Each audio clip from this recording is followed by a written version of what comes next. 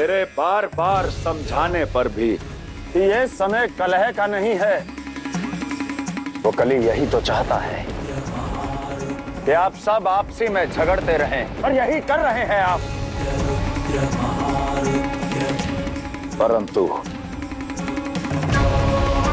उस कली के प्रकोप के कारण जो कालकूट इस संपूर्ण त्रिलोक में फैल रहा है, मुझे उसे धारण करना होगा।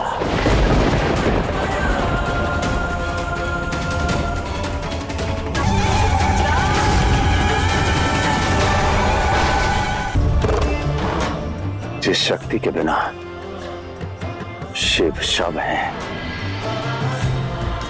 वो भला अपनी ही शक्ति को पहचानने में चूक कैसे कर सकते थे?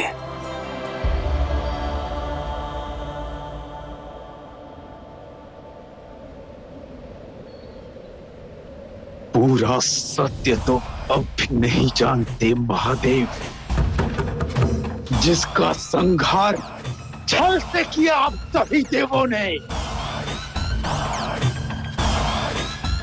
अंत का सुर का पुत्र हूं मैं, आदि हूं मैं, आदि हूं मैं, आदि हूं मैं।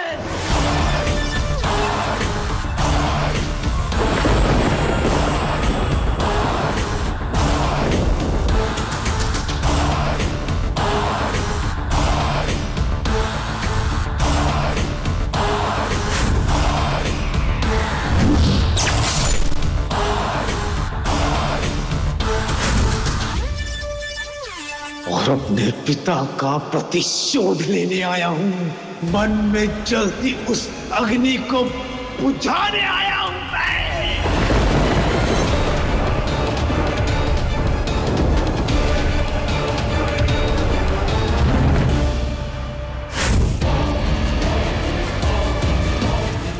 पिताश्री, मैं आपकी चिता की सौगंध खाता हूं।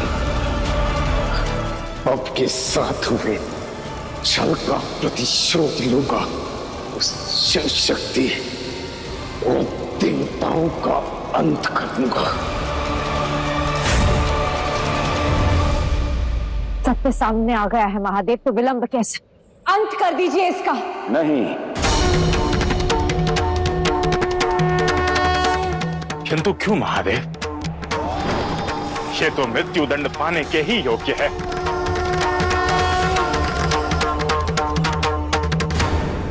जिस प्रकार शक्ति के बिना शिव अपूर्ण है, आदि शक्ति के बिना ये संपूर्ण संसार अपूर्ण है,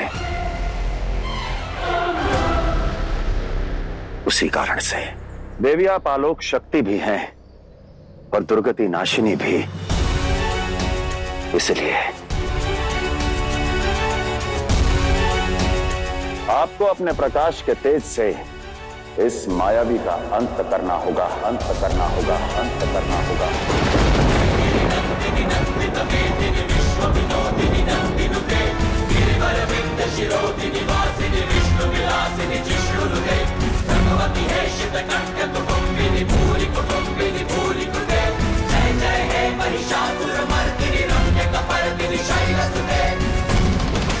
शक्ति अपने शिव को कुछ नहीं होने देगी।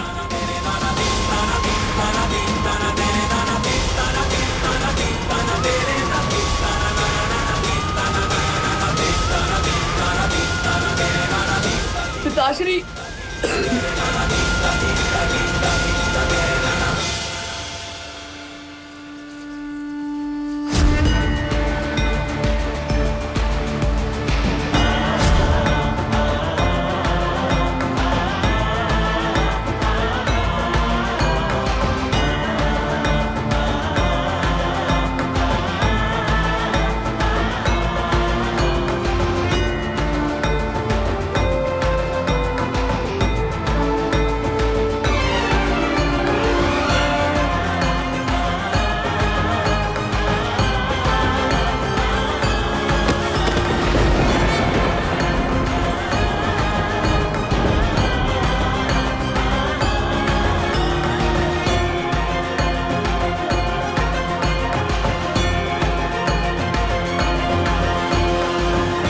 नहीं देवी, मैं आपको यह अनर्थ नहीं करने दूंगा।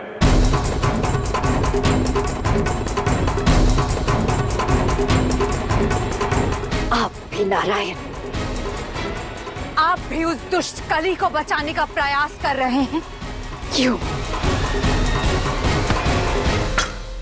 क्योंकि देवता मूर्ख है, नियति की बेड़ियों में बंधे स्वयं काली को सर्वशक्तिशाली बना बैठे हैं, तो अब काल को कैसे रोक पाएंगे? कली के कलयुग को आने से कोई नहीं रोक पाएगा, कोई नहीं, कोई नहीं। मैं आपको रोक रहा हूं देवी, क्योंकि मैं सृष्टि का पालन करता हूं, संचालक हूं। कलयुग को तो आना ही है, यही नियति का निर्णय है, विधि का विधान है, त्रिदेवों द्वारा निर्धारित है देवी।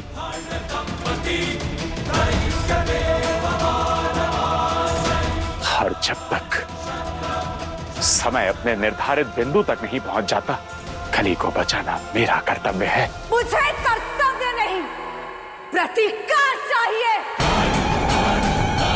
उसने मेरे शिव को आहत किया है, मैं उसका संहार करूंगी, संहार करूंगी।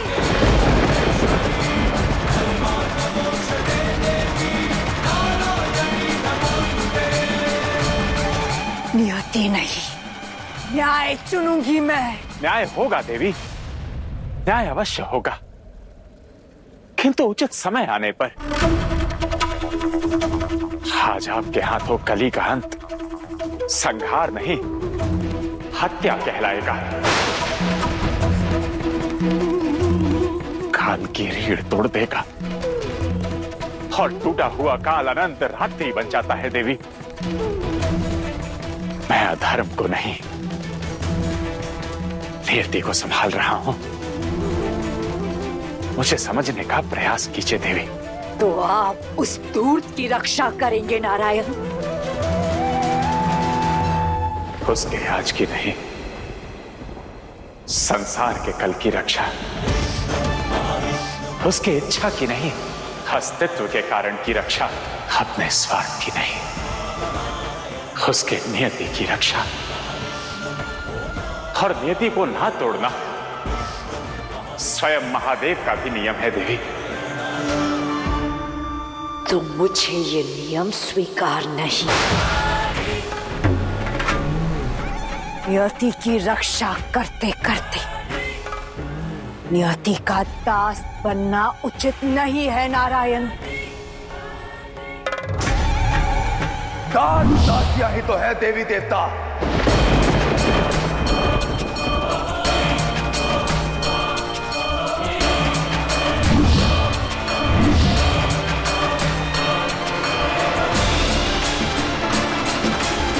इंद्रदेव, ये क्या कह रहे हैं आप?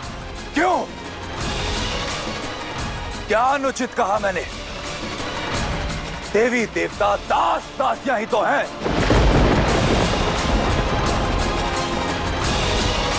नियति के दास दासी,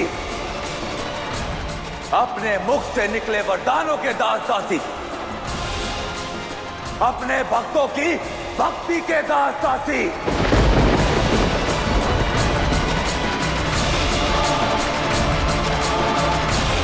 देवराज इंद्र कली के प्रभाव से ग्रसित है देवी, अपना विवेक खो बैठे हैं।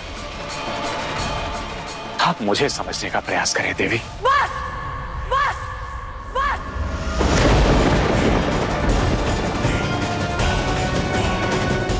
मत कहिए मुझे देवी। ऐसा देवता जो अपने देव अतिदेव के संकट पर भी युगों की गणना करे, जो मुझे दासता का अनुभव दे, वो देवत्व नहीं चाहिए मुझे। आप सबके भाव देखकर इतनी व्यथित हूं मैं कि देवत्व क्या, स्वर्ग भी त्याग दूं मैं, स्वर्ग भी त्याग दूं मैं, स्वर्ग भी त्याग दूं मैं।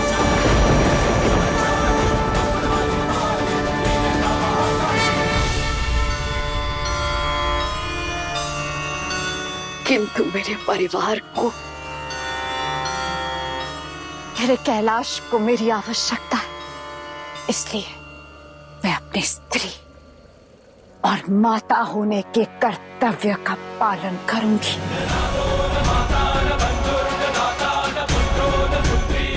सामान्य स्त्री की भांति अपने महादेव की सेवा करूंगी, उन्हें सशक्त करूंगी। यदि आपका कथन सत्य है तो इसी क्षण चले जाइए यहां से।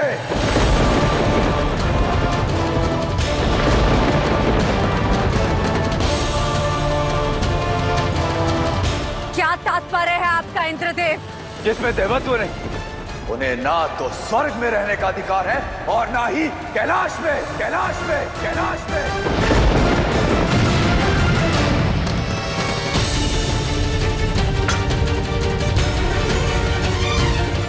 यदि आपको साधारण जीवन जीना है तो जाइए पृथ्वी लोक, इसी क्षण चले जाइए।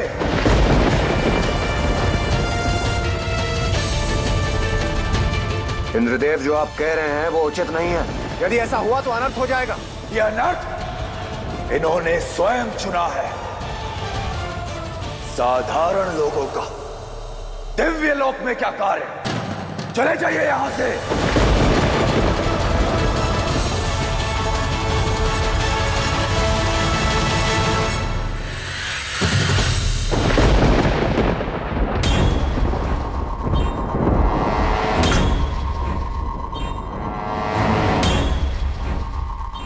मौनम स्वीकृति लक्षणम। क्या आप भी यही चाहते हैं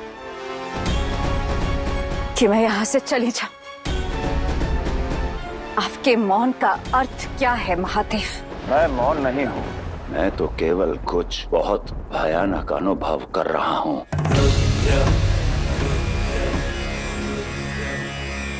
मेरे बार बार समझाने पर भी कि ये समय कलह का नहीं है, वो कली यही तो चाहता है कि आप सब आपसी में झगड़ते रहें, और यही कर रहे हैं आप। परंतु